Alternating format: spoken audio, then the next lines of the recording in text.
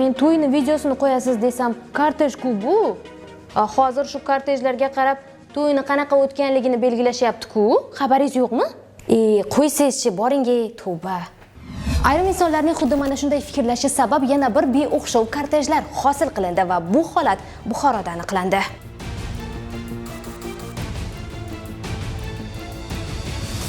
Do'stimni to'yi kuni kortejda guruh bo'lib harakatlanib, qoidabuzarlikni sodir etdik.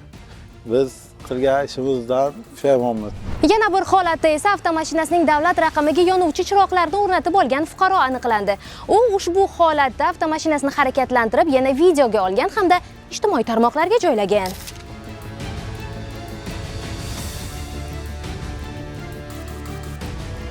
Kontent qilamiz deb mashinamizga migalkaga qo'ydik. Ijtimoiy tarmoqlarga tarqalib ketibdi. Qaytib migalga qo'ymaymiz. Qilgan ishimdan pushaymon, boshqalarga maslahat bermayman. Yuqorida keltirilgan mazkur holatlar yuzasidan Buxoro viloyati Ichki ishlar boshqarmasi, Jamoat xavfsizligi xizmati, yo'l harakati xavfsizligi boshqarmasi xodimlari tomonidan tezkor chora ko'rildi. Haydovchilarga nisbatan qonunda belgilangan tartibda ma'muriy bayonnomalar rasmiylashtirilib, avtomashinalar vaqtincha saqlash uchun jarima maydonchalariga joylashtirildi.